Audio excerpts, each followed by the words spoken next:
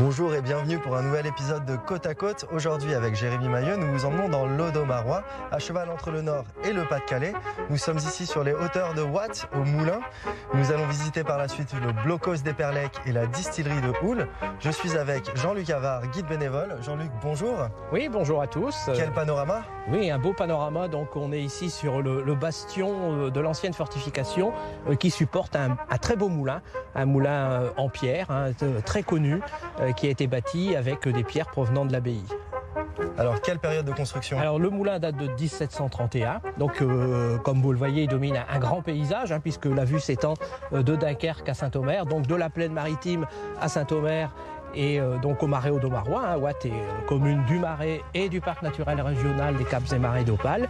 Et donc ici, c'est un lieu touristique où, bien sûr, aujourd'hui il fait un peu frais, mais le midi, on a beaucoup de gens qui viennent pour s'installer, déjeuner, faire une petite promenade. Ce lieu est emblématique de la commune. Il permet aussi de faire un circuit de randonnée puisqu'on a un chemin qui nous emmène vers le centre-ville et qui permet de découvrir de beaux paysages. On a pas loin d'ici un site exceptionnel qui s'appelle le lac Bleu et donc on pourra à terme relier par un sentier sécurisé pour pouvoir visiter ce lieu de biodiversité, tout comme ce site est un beau lieu de nature et de patrimoine. Donc de la nature, du patrimoine historique, religieux. On va voir tout ça dans Watt, on va faire un petit parcours, vous nous emmenez? Alors on va aller voir le site de l'abbaye, un site qui garde encore tout son mystère, et puis l'église Saint-Gilles de Watt, qui est un monument historique qui mérite également la visite.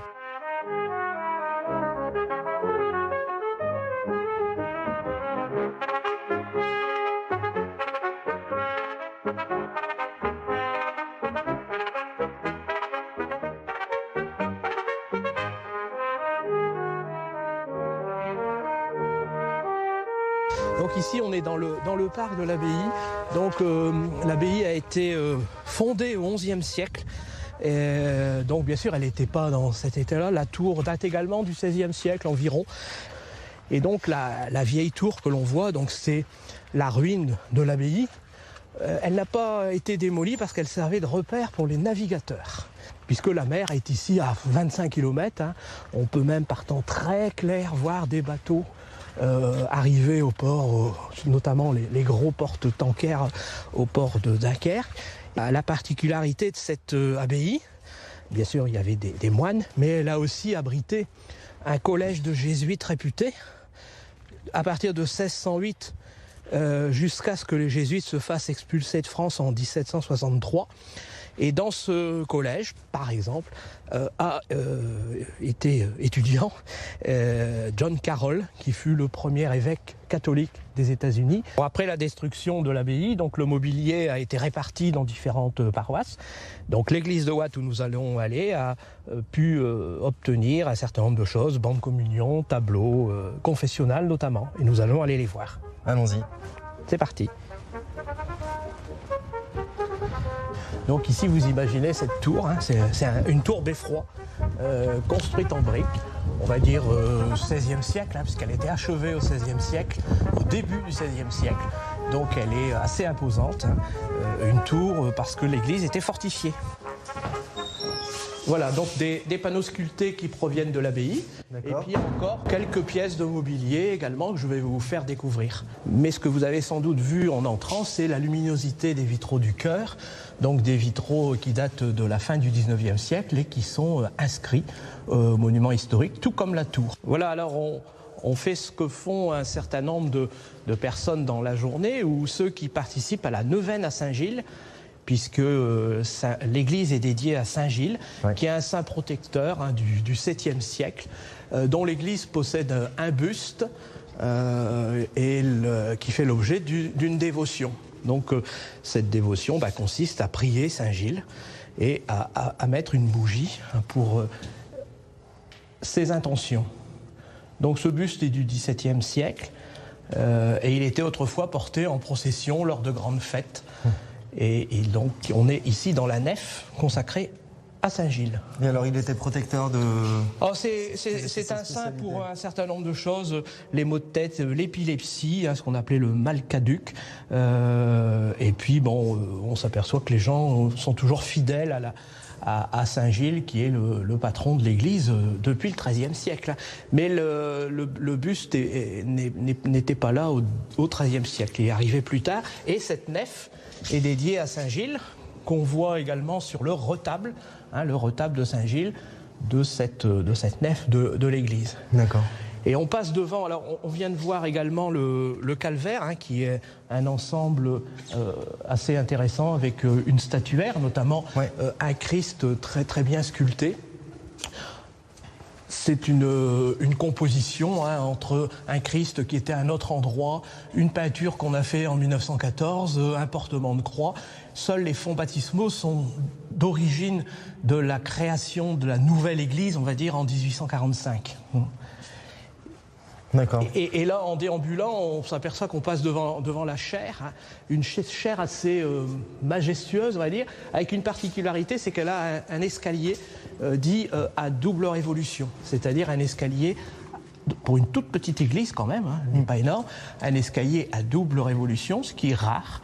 Et cette chaire a été faite dans les ateliers d'un ébéniste de Wormhout en 1900. D'accord. Double révolution qui permet de monter d'un côté et puis de descendre de l'autre, et puis qui donne un aspect assez majestueux à cette chaire. Ouais. Alors la particularité de l'église, et ce qui en fait à la fois sa richesse et sa beauté, et là on s'en rend compte en étant à leurs pieds, ce sont les vitraux du chœur, qui sont de grandes verrières réalisées en 1875-1877 par des artistes, Lefebvre et Luçon.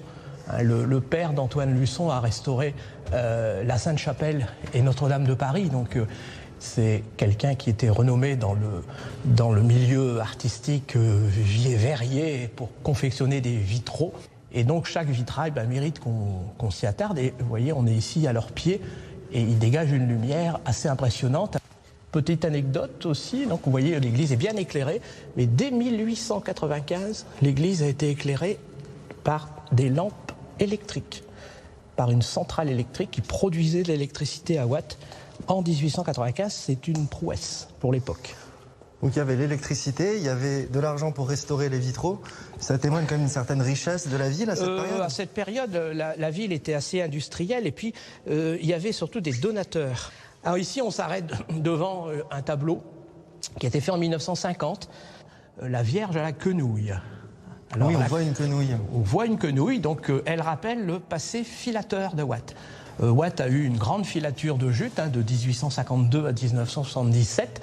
Alors l'autre grande industrie de Watt, c'était la fabrique de pannes, poterie, carreaux.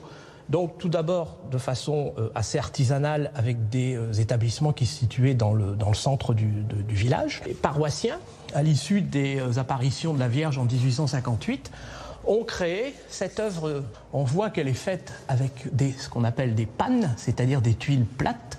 On les voit bien notamment en haut à gauche. Et puis même un peu en dessous, on voit ce qu'on appelle encore, même si c'est plus usité, des drains, c'est-à-dire de quoi drainer les champs, et qui étaient fabriqués ici en terre cuite. L'église est ouverte tous les jours. Donc il y a un passage. Bon, vous voyez, il y a des cierges qui témoignent du passage, donc selon les jours. L'église étant en centre-ville, à côté du cimetière, pas loin des commerces, il y a un passage, qui peut être... Il y a beaucoup de touristes. Alors là, c'est plus tellement la saison, à l'époque où on tourne, mais dans l'été ou le dimanche, il y a plusieurs dizaines de personnes qui viennent chaque jour dans l'église. Bien, merci Jean-Luc pour la visite de l'église Saint-Gilles, l'abbaye et le moulin. Voilà, c'était un plaisir de vous accueillir sous le soleil d'un presque hiver. Ouais, c'était merveilleux. Voilà. Moi, j'ai un dernier arrêt à faire à la boulangerie. Ouais, normal. À bientôt. Voilà, à très bientôt. Merci.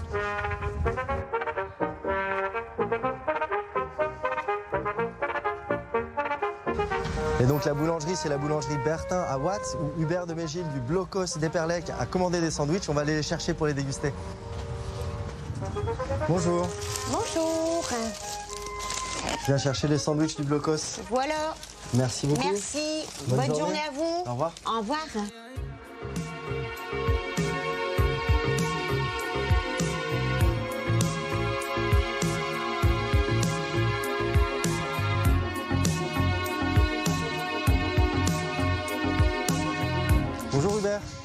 Bonjour Théo. Vous allez bien? Très bien. Vous avez apporté les sandwichs? Ah, c'est une bonne initiative. Il y en a un pour vous, un pour moi. Super. Vous pouvez le manger dans la voiture. On va démarrer avec la voiturette. Ok. Comme ça, on va gagner un petit peu de temps. C'est parti, on commence la visite? De suite.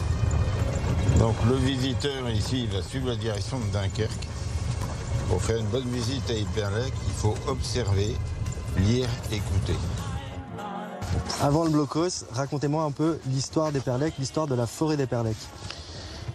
La forêt d'Éperlec est une forêt d'un massif qui représente à peu près 1000 hectares et qui avait une sylviculture très sévère, à savoir d'être l'une des plus belles forêts de bois d'œuvre au nord de Paris. La sylviculture, du petit poucet, c'est de venir faire la cueillette des beaux sujets, des beaux arbres, pour faire de l'ébénisterie, puis on descendra par la menuiserie, la charpente, le bois de coffrage, etc., jusqu'au bois de mine, piquet de clôture, bois de chauffage et le fascinage pour retenir le sable le long des plages.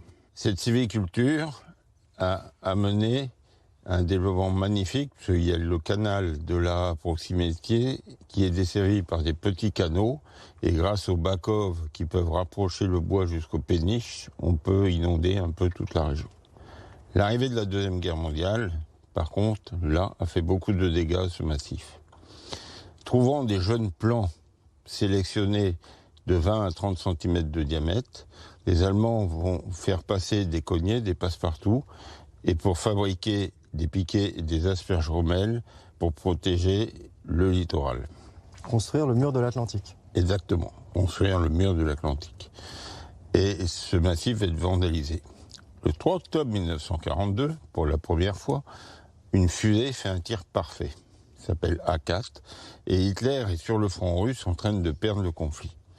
Il se retourne, voyant que cette arme peut être utilisée comme arme de représailles, met les moyens et décide de construire de toute urgence une base dans le nord de la France qui pourra lancer 36 fusées par jour et avoir 3 jours de pleine autonomie. En décembre 1942, le site d'Éperlec est réquisitionné. Les travaux vont aller très vite. Une main-d'œuvre locale viendra appuyer. Le nom de code, c'est KNW, Centrale électrique Nord-Ouest. Et pour tromper l'ennemi, il y a 2 noms, Bunker de Watt ou le blocos d'Éperlec. On estime qu'à peu près 35 000 personnes sont passées sur le chantier, avec des équipes d'environ 1000 personnes, jour et nuit. Donc le 27 août 1943, à 17h30, 185 forteresses vont venir lâcher 366 bombes d'une tonne en moins d'1 heure. Du coup, Éperlec va être modifié pour pouvoir construire uniquement une usine de production d'oxygène liquide qui est le complément avec le carburant pour pouvoir faire décoller les V2. Voilà, nous arrivons sur la partie nord du blocos où vous allez pouvoir constater le résultat du tremblement de terre artificiel suite au bombardement du 27 août 1943. Vous pouvez observer comment les éléments ont glissé, bougé un peu dans tous les sens, mais la dalle au-dessus est restée à l'horizontale. Le lancement mobile est préparé, mais on ne fait pas tout ce qu'on veut dans la vie, et le débarquement va arriver le 6 juin 1944. Pour conclure, ces 2 armes terrifiantes qui auraient pu changer la destination de la Deuxième Guerre mondiale vont ouvrir l'ère de la conquête spatiale pour le V2 et le drone pour le V1. Après la guerre, le site est abandonné et la végétation a repris ses droits. Et la nature est partout, les tourbombes ont été aménagées, dedans on y trouve plein de petites salamandres, choses, et des chauves-souris dans les blocos, on pense à tout le monde. Alors aujourd'hui, je veux transmettre cet aménagement à des personnes qui veulent continuer l'effort de devoir de mémoire qu'on a fait. Et ça fait à peu près 25 ans que je suis bénévole à développer ce site, et ça fait 50 ans que je m'en occupe. Donc il faut passer la main à de jeunes générations qui, avec les nouvelles technologies, vont faire développer ce devoir de mémoire. Merci Hubert pour cette visite, c'était très intéressant.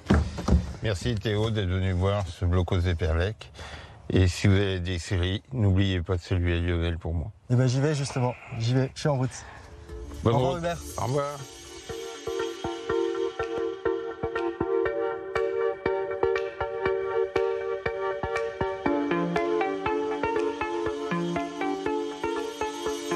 Et alors nous sommes à Houle, à 5 km environ d'Eperlec, 5 km de Watt, à la frontière entre les Flandres et l'Artois. Nous sommes dans le bassin audomarois, à environ 500 mètres des sources de la Houle, qui ont une importance primordiale pour la création de la distillerie en 1812. Je suis avec Lionel Persine. Bonjour Lionel. Bonjour, bonjour. Lionel, quelle est l'importance de l'eau alors aujourd'hui pour la distillerie et puis dans l'histoire de la distillerie? On a besoin d'eau pour l'activité de distillerie, c'est-à-dire qu'on distille de l'alcool, mais avant de faire de l'alcool, on a besoin d'eau. Et en fait, l'histoire de la distillerie est intimement liée à l'histoire de cette petite rivière ici qui s'appelle donc la Houle, puisque le premier site de la distillerie était vraiment implanté juste à côté d'une des résurgences de la rivière. D'accord. Ça a été, on est ici sur le quai de déchargement en fait historique de la commune, où on avait effectivement d'un côté du charbon qui pouvait arriver par voie navigable, mais également de la marne, c'est-à-dire du calcaire, de la craie, qui était utilisée pour fertiliser les champs à l'époque. On est dans une région où on cultive de la céréale, donc des céréales on en a. Et l'histoire de la distillerie, l'histoire du genièvre également, on peut rapprocher cette histoire de celle de la bière, tout simplement, parce qu'on est sur deux alcools de céréales.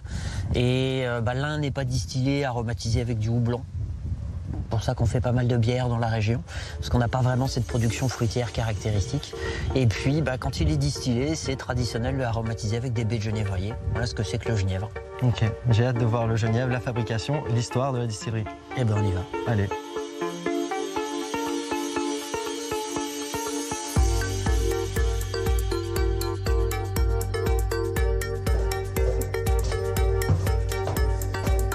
Ici, le grenier à grains. Alors, nos anciens ont conçu la distillerie de telle sorte qu'en fait, on va commencer au plus haut et ensuite, on ne va faire que descendre. Donc, pour passer d'une cuve à l'autre, quand même beaucoup plus simple. On n'a qu'une vanne à ouvrir. Pour le genièvre, 3 céréales. Donc, on va avoir donc, de l'orge maltais, du seigle ici dans les sacs et de l'avoine. Donc, qui sont mélangés. Alors ici, il y a même le sol en fait, et avec l'ustensile indispensable, la pelle en bois. Donc la pelle en bois qui va nous éviter en fait d'écraser le grain, donc de transformer ici les lieux en un brouillard londonien. Ensuite, ce mélange de céréales va passer dans un concasseur qui va en faire une farine grossière, et farine grossière que l'on va stocker ici dans le petit silo avant donc l'étape de brassage dans la cuve qui est juste derrière. Donc là ici, ça fait tourner des pales en fait à l'intérieur de la cuve qui vont permettre donc le brassage en fait, de mélanger la farine avec de l'eau chaude et de faciliter la dissolution de l'amidon dans l'eau.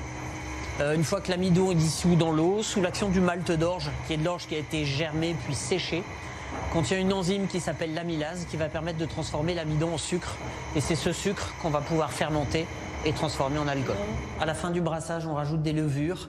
Les levures qui sont des organismes vivants qui, pour vivre et se multiplier, mangent le sucre et vont relâcher 2 choses. Donc l'alcool qui nous intéresse, mais également un petit peu de gaz carbonique. Donc on voit quelquefois des bulles qui se forment en surface du brassin. Ça justement, c'est la fermentation qui est en cours. Donc en fait ici, on sent vraiment la chaleur qui se dégage sur la cuve. Donc la dernière étape qui va donner son nom au genièvre, c'est-à-dire qu'au cours de la dernière distillation, on va donc ajouter des baies de genévrier, donc dans un sac de jute, tout bêtement, qu'on va plonger dans l'alambic. Et pendant cette dernière distillation, les baies de genévrier vont infuser, et c'est ça qui va donner son goût au genièvre.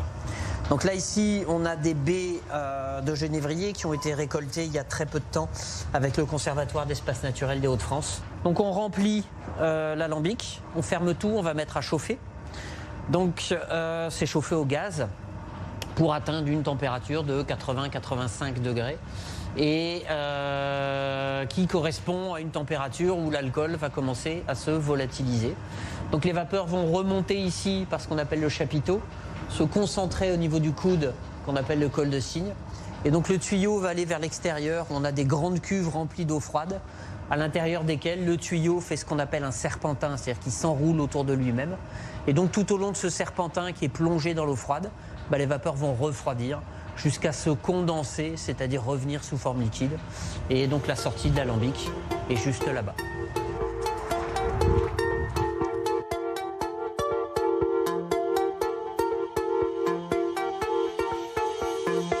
Voilà, donc là on est dans une de nos 6 salles de vieillissement. En fait, on a 6 salles de vieillissement ici. C'est la dernière étape de fabrication quelque part du genièvre. Un éventuel vieillissement en fût de chêne. Donc dans un sens, c'est ce qu'on appelle la part des anges. Alors on ne peut pas partager avec les téléspectateurs, mais on a une certaine odeur ici dans cette salle. Donc il y a toujours un petit peu de genièvre qui va s'évaporer. Et puis on va tout de suite avoir la complexité des arômes. Donc là, notamment celui-ci, une des caractéristiques, il va développer des arômes d'abricot sec. Et les arômes d'abricot sec, là, je les ai... Voilà, je les ai directement au nez.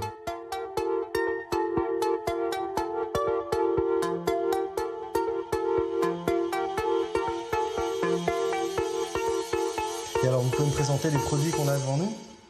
Oui, alors nos produits, oh mon Dieu, on n'a pas assez de place sur le tonneau pour tous les présenter. Ah ouais, je là, vais il y a un citer. petit aperçu. Donc là, avec la conserverie Saint-Christophe, du Pot-Chevelèche. Là ici, l'entreprise Norénie, du saucisson au genièvre. Alors celle-là, j'aime beaucoup. La Bistoule. La Bistoule, c'est le confiturier du village, qui est à Oul ici, qui est vraiment un ami. Et donc petit jeu de mots, parce que en fait les arômes de cette confiture, c'est pomme, café, genièvre. Donc café, genièvre, il y a cette référence à la bistouille. C'est les ingrédients originels. À la bistoule, au patois. Bon, alors, on l'a écrit un petit peu différemment puisqu'on est à Oul. D'accord. Et qui était vraiment le breuvage des mineurs alors? Oui, des mineurs, mais des ouvriers en règle générale, qu'ils soient dans l'industrie, qu'ils soient les ouvriers agricoles également. C'était avant de partir en champ. C'était le petit coup de fouet histoire de se donner des forces, du courage. Bon, là, cette saison, de se réchauffer aussi une fois de temps en temps. Voilà.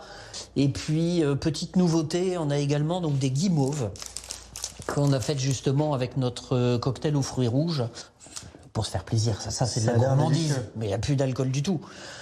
Ça n'a pas que l'air. Ouais. On peut goûter? Oui, oui, évidemment. Ça fond dans la bouche. C'est un artisan qui est ici à côté de Saint-Omer, Monsieur Guimauve à Arques. Et alors Lionel, merci de nous avoir fait découvrir la distillerie. On finit sur une petite note sucrée qui est délicieuse. Et c'est aussi la fin de notre épisode de Côte à Côte. J'espère que vous l'avez apprécié autant que nous. On a vu toute la richesse patrimoniale, toute la richesse historique et naturelle de l'Audomarois, à Éperlec, à Watt et ici à Oul. Et on vous dit à bientôt sur Côte à Côte.